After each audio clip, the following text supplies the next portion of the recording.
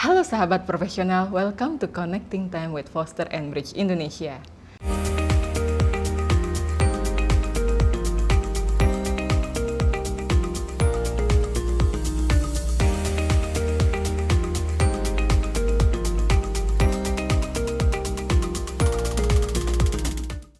Bersama saya kali ini Nastiti yang akan memandu sesi Connecting Time, dan selama beberapa menit ke depan saya akan bersama salah satu narasumber akan berdiskusi tentang topik yaitu Personal Finance Management Development for Pandemic Era.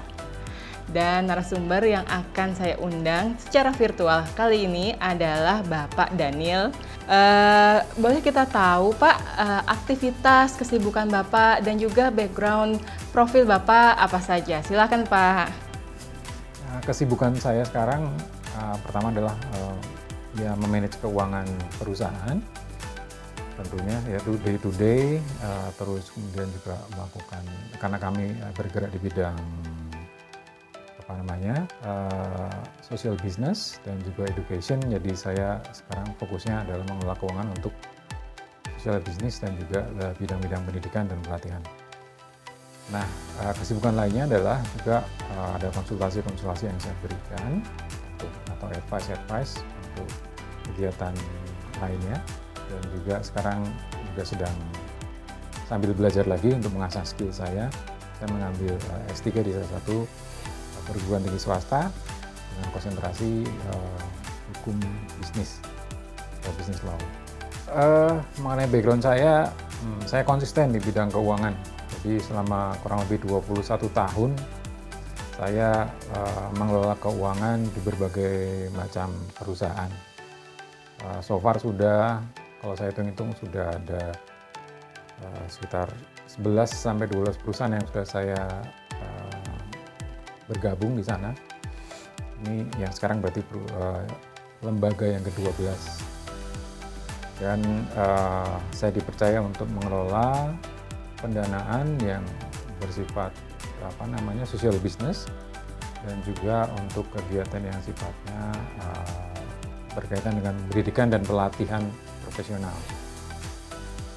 Nah, kalau untuk pendidikan, saya pendidikan dasarnya memang manajemen keuangan, S1 S2, kemudian saya juga sekarang berusaha untuk mengkombinasikan dengan kemampuan di bidang hukum bisnis. Saya mengambil S2 hukum bisnis dan sekarang melanjutkan ke S3 hukum bisnis. Baik Pak, terima kasih atas penjelasannya.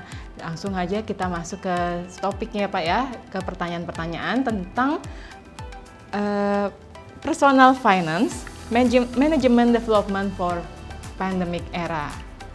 Nah, saya ada beberapa pertanyaan nih Pak terkait manajemen dari personal finance ini sendiri. Seringkali kita ada sebagian orang yang masih mempunyai kesadaran, yang sudah mempunyai kesadaran keuangan dengan baik, tapi ada juga beberapa yang belum ya Pak ya. Pertanyaan pertama saya Pak, bisa Bapak definisikan apa yang dimaksud dengan personal finance management? Silakan Pak.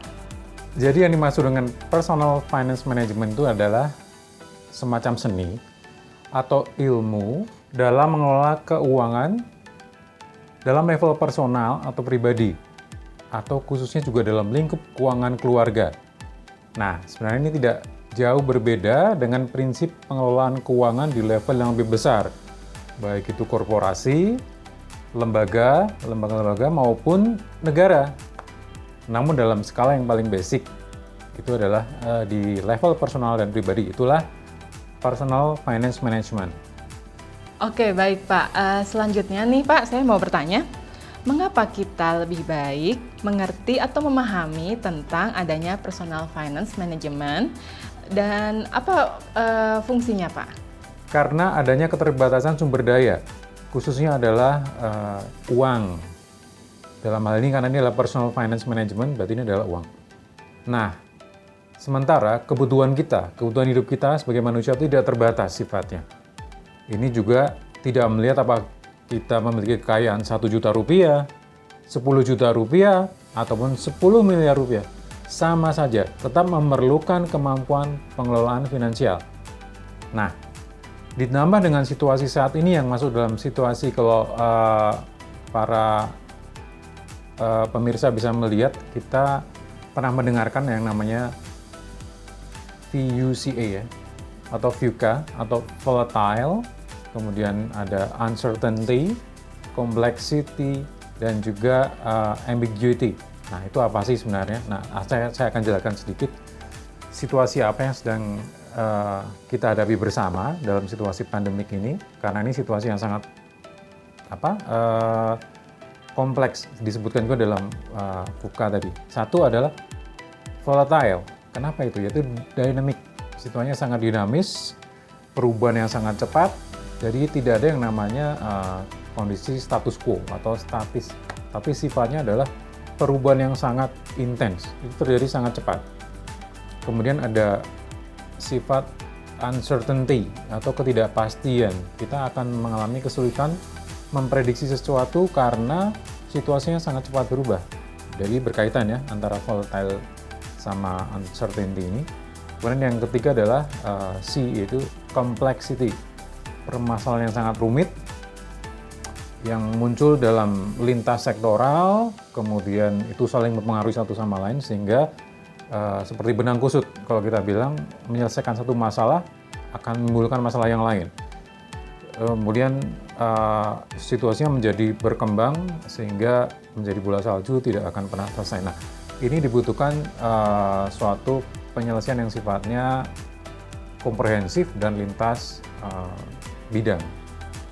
Yang terakhir adalah ambiguity. Kalau kita pernah dengar istilah ini, coba mungkin kita googling, kita akan ketemu namanya ketidakjelasan dalam informasi, karena yang bisa menyebabkan informasi itu berdatangan dengan segala macam bentuknya. Jadi kita kadang tidak bisa memilah dengan tepat ini informasi yang tepat atau tidak, ini relevan atau tidak, ini valid atau tidak. Jadi apa yang kita hadapi adalah situasi yang informasi yang membludak. Jadi membutuhkan suatu penalaran secara khusus, pemahaman secara khusus, sehingga kalau tidak dilakukan penilaian secara khusus terhadap informasi ini, maka terjadi adalah kemungkinan kesalahan dalam pengambilan keputusan. Nah, ini salah satunya adalah dalam level pengertian ambiguity ini. Nah, itulah tadi VUCA. Mengapa kita lebih baik mengerti tentang adanya personal finance dalam situasi seperti ini. Menurut Bapak, apa yang bisa menjadikan pengetahuan kita tentang personal finance management ini menjadi lebih baik? Yang perlu dijelaskan, apa yang dapat menjadi pengetahuan kita tentang personal management menjadi lebih baik. Ya. Pertama adalah kita belajar dari pengalaman pribadi dan juga pengalaman orang lain. Kalau pengalaman pribadi biasanya kita sudah pernah mengalami hal di mana kita mengalami kesulitan keuangan, ya kan. Nah, pada saat gajian mungkin kita ada oversupply untuk masalah dana, tapi pada saat pertengahan gitu kan, atau apalagi menjelang akhir tanggal-tanggal menjelang gajian itu kita sangat kering sekali kan situasinya. Jadi yang ada adalah kita mungkin gimana nih caranya ya, ada yang gesek kartu kredit, ada yang ngutang sama temen, ada yang melakukan hal yang sifatnya merugikan secara finansial. Nah, itu pengalaman pribadi. Kemudian kalau pengalaman dari orang lain, berarti kita akan melihat bagaimana orang lain mengelola keuangan dengan baik. Mungkin secara peer-to-peer atau secara kondisi yang setara dengan kita. Kita punya teman atau punya kolega yang kita tahu pendapatannya kurang lebih sama dengan kita. Tapi kenapa dia bisa mengelola dananya dengan baik? Dia bisa memiliki aset, sementara kita tidak memiliki aset yang bernilai, ya kan? Dia bisa tidak memiliki pinjaman, tapi kenapa kita bisa memiliki pinjaman? Nah, itu yang kita mesti pelajari. Apa yang kemampuan dia dalam mengelola keuangan itu seperti apa? Kemudian belajar dari para pengelola keuangan. Di saat ini banyak sekali ya namanya financial planner, baik yang bergelar memiliki sertifikasi CFP, Certified Financial Planner, ataupun yang memang dia bersekolah secara khusus di bidang itu biasanya mereka punya kemampuan secara akademis maupun secara empiris. Jadi dia punya pernah melakukan riset, dia pernah melakukan studi, dia pernah melakukan pendalaman secara khusus mengenai ilmu itu. Nah, dari orang-orang tersebut yang punya expertise di bidang itu, kita bisa belajar bahwa pengelolaan keuangan secara personal itu bisa dipelajari dan itu penting. Nah, kemudian yang lain, supaya kita memiliki pengetahuan yang kuat dalam bidang personal finance ini adalah mencoba untuk belajar secara pribadi, bukan dari pengalaman, tapi dari pelajaran yang kita peroleh dari literatur-literatur, atau kita membaca di Google, kita membaca di website maupun di buku-buku mengenai keuangan. Terus kita akan terbiasa dengan perencanaan keuangan, penganggaran, gitu kan. Kemudian kita bisa melakukan mitigasi risiko, apa itu pengelolaan risiko keuangan, itu kita akan bisa belajar secara otodidak. Nah, itulah sumber-sumber pengetahuan yang kita bisa pelajari mengenai personal finance. Oke, baik. Terima kasih Pak jawabannya. Kita lanjut nih Pak ya. Untuk para profesional yang masih awam nih Pak, apakah lebih baik untuk memulai personal finance management di masa pandemik ini seperti sekarang ini? Karena di masa seperti ini tidak menentu ya Pak situasinya. Bagaimana Pak? Nah, sekarang bagaimana kita menyikapi sebagai profesional namun awam dalam bidang keuangan supaya kita bisa lebih baik untuk memulai personal finance management khususnya di masa pandemik ini. Nah, dalam kondisi atau situasi apapun, personal finance management selalu diperlukan, apalagi dalam situasi yang memberikan pilihan-pilihan yang sangat terbatas. Termasuk bagi para profesional. Mengapa? Kembali ke PUCA tadi ya, kembali ke FUCA tadi, seperti perubahan yang sangat cepat, itu kalau kita bisa ngasih contoh, kembali ke PUCA adalah contohnya disruptive technology misalnya. Ada perubahan sekarang semuanya serba online, terus ada yang namanya peer-to-peer lending, ada fintech, ada segala macam hal yang, terus ada cashless society. Itu hal yang sebelumnya itu sangat jarang, bahkan tidak pernah ada sebelumnya. Tapi sekarang itu menjadi suatu hal yang umum.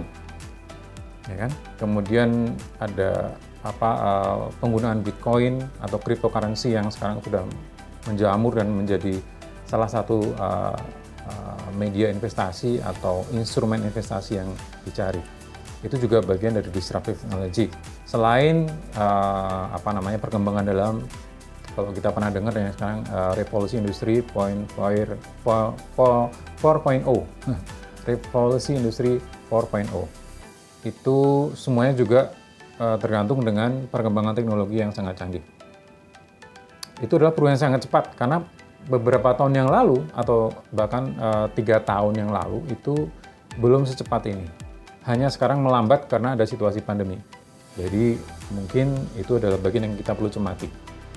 Nah, dalam bidang kesehatan misalnya, contohnya yang lain adalah mengenai saat ini adalah ada mutasi virus corona atau ada varian-varian baru mengenai virus, ya kan? Nah, itu kita harus melihat itu sebagai suatu ancaman atau sebagai suatu peluang, gitu kan? Kemudian yang lain adalah di bidang pendidikan, yang online learning menjadi pilihan utama saat ini, dan sebagainya. Yang impact-nya adalah ke situasi keuangan dalam skala apapun, termasuk ke level personal finance management. Jadi ini yang kita harus cermati saat ini. Baik, terima kasih Pak. Pak, sebelum kita lanjut ke pertanyaan selanjutnya, saya ada iklan dulu ya Pak ya. Sahabat profesional, jika Anda menyukai video ini, jangan lupa ya untuk klik like dan juga subscribe channel YouTube Foster and Bridge Indonesia serta share ke sahabat profesional lainnya. Baik Pak, kita lanjut lagi ya Pak ya. Pertanyaan saya berikutnya nih Pak. Di masa pandemik seperti sekarang ini, banyak rekan-rekan kita yang terkena dampaknya secara finansial. Tidak sedikit yang kehilangan pekerjaan juga nih Pak. Bapak bisa share apa kira-kira do dan don'ts dalam mengatur personal finance management di masa pandemik ini, terutama untuk rekan-rekan yang pekerjaannya bersifat profesional, Pak, yang masih juga memiliki tunggakan seperti tunggakan premi asuransi ataupun kredit lainnya. Silakan, Pak. Yang harus kita lakukan, satu, lakukan perencanaan keuangan melalui budgeting atau peranggaran. Perencanaan keuangan ya, harus ada rencana sebelum kita melakukan tindakan keuangan. Kemudian tingkatkan tabungan dan sediakan dana reserve atau dana darurat. Yang tadi saya bilang, dana belanja berdasarkan kebutuhan, bukan karena keinginan. Ya. Dan kurangi pengeluaran yang bukan merupakan pengeluaran pokok untuk keperluan pokok ya. Dan lunasi hutang segera, bisa seluruhnya atau sebagian. Kalau Anda tidak punya dana untuk lunasi seluruhnya, lunasi sebagian. Gunakan manfaat relaksasi kredit. Kemudian ada kelebihan dana lagi, lakukan investasi di tempat yang terpercaya dan aman. Ikut asuransi kesehatan atau asuransi yang lain bila memungkinkan. Lakukan bisnis sampingan, yang tadi saya bilang. Kemudian investasi pada diri sendiri. Ini yang tadi saya belum tekankan, misalnya dengan mempertajam skills. Selama masa work from home, itu lakukan namanya peningkatan atau upgrading skills. Salah satunya adalah melalui online course, professional certification, atau online higher degree. Misalnya kita mau kuliah S2, daripada gue bengong, ada kelebihan dana, gue kuliah S2 aja. Atau kalau kita nggak punya dana berlebih yang sampai untuk bisa kuliah, kursus yang akan menunjang kita nanti pada saat selesai resesi, selesai pandemi, itu menambah nilai jual kita ke pasar tenaga kerja ya. Oke, nah terus yang don'ts apa sih yang tidak sebaiknya kita harus lakukan pada saat krisis atau pada saat resesi atau pada saat situasi seperti ini? Jangan membeli barang atau hal-hal yang tidak urgent dan tidak prioritas. Ya. Biasanya itu adalah barang-barang konsumsi. Kemudian belanja dengan kartu kredit tanpa perhitungan dan perencanaan yang matang. Kenapa? Kalau kita belanja kartu kredit, itu biasanya kita akan lupa mencatat secara cash ya, karena gampang kan kalau kita menggunakan kartu kredit. Nah itu tiba-tiba terakumulasi sehingga kita, waduh kok gede banget. Nah ini akan mengganggu pada saat kita melakukan pengeluaran secara sekaligus. Berikutnya adalah jangan mengikuti gaya hidup yang tidak sesuai dengan kemampuan kita. Ini biasanya kalau kita ya kalau pas masa sebelum pandemi itu suka nongkrong, suka ke kafe, atau suka melakukan hal yang sebenarnya tidak terlalu perlu, tapi lebih ke lifestyle. Nah, itu kita kurangi saat ini. Beli baju aja, sekarang buat apa sih kita beli baju baru yang misalnya untuk pada saat pandemi? Kecuali kalau untuk lagi meeting dengan Zoom, dengan Google Meet, itu baru kelihatan bajunya. Tapi orang kan nggak lihat, itu baju lu baru ya? Kan. Orang tidak akan peduli dengan hal itu. Beda pada saat-saat biasa kita mau pamer, mau show off, gue punya baju baru, gue punya sneakers baru, gue punya HP baru. Itu mungkin ya ada wordnya. Tapi kalau seperti ini ngapain juga sih? Gitu. Nah kemudian yang lain, jangan berinvestasi pada aset berisiko tanpa pemahaman yang memadai. Itu yang tadi saya bilang. Itu tips-tips dari saya untuk do dan don'ts dalam masa pandemik dan masa krisis atau resesi. Baik, terima kasih Pak jawabannya Pak. Oke, kita lanjut lagi nih Pak. Kira-kira apakah personal financing ini bisa menjadi main source income dari kita? Jika iya, mengapa Pak? Dan juga jika tidak, mengapa? Karena apa yang menjadikan alasan dan juga plus minusnya bisa menjadi main source income kita?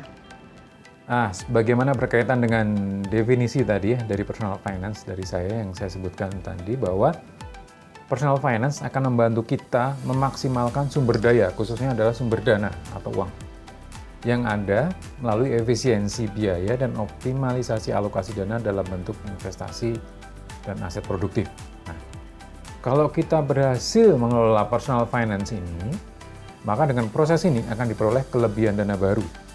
Akan ada spare dana lebih nih karena kita mampu menekan biaya dan melakukan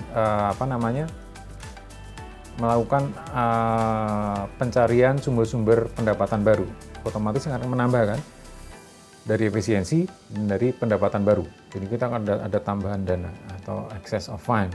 Nah, kita ada excess of fund, itu kita bisa gunakan sebagai modal kerja lagi atau working capital. Kita gunakan sebagai modal kerja untuk mencari pendapatan lain. Jadi kita akan melakukan ekstensifikasi atau ekspansi atas bisnis kita nih. Kalau kita menjadi seorang, jadi kita bisa menjadi semi businessman. Kita punya pendapatan dari bekerja, tapi kita juga bisa melakukan eksplorasi bisnis dengan hal seperti itu. Baik. Nah, kalau kita bisa melakukan investing atau reinvesting, bisa dikatakan main source of income ini akan menjadi sesuatu yang tidak mustahil. Karena apa? Akan menjadi lebih besar, semakin besar seperti snowball, seperti bola salju. Uang itu akan bergerak, menjadi hal yang produktif, sehingga mengalahkan pendapatan kita sebagai seorang karyawan. Tadinya gaji kita itu merupakan 80% dari total pendapatan. Hanya 20% diperoleh dari pengelolaan manajemen keuangan. Nah, setelah kita melakukan personal financing dengan baik, ternyata jadi kebalikan. 80% kita peroleh main source income-nya dari bisnis sampingan, tapi yang 20% hanya diperoleh dari gaji. Nah, ini jadi saya jawabannya adalah bisa. Tapi tentunya dengan disiplin dan dengan kemampuan kita fokusnya tidak terpecah ya. Jadi dengan kata lain, personal finance dapat membantu kita untuk memulai bisnis baru atau usaha secara mandiri. Dan usaha mandiri ini tentunya akan menjadi sumber pendapatan utama bila kita tidak bekerja secara formal nantinya. Baik, terima kasih Pak. Itu sudah pertanyaan saya yang terakhir Pak. Pak Daniel, sungguh insightful sekali diskusi kita hari ini ya Pak ya. Semoga apa yang sudah Bapak berikan penjelasan tentang personal finance ini bisa bermanfaat untuk sahabat profesional semuanya. Sahabat profesional, jika Anda menyukai video ini, jangan lupa ya untuk klik like dan juga share ke sahabat profesional lain dan juga subscribe channel YouTube Foster & Bridge Indonesia agar tidak ketinggalan notifikasi video terbaru dari kami. Sampai jumpa di sesi Connecting Time berikutnya. Bye!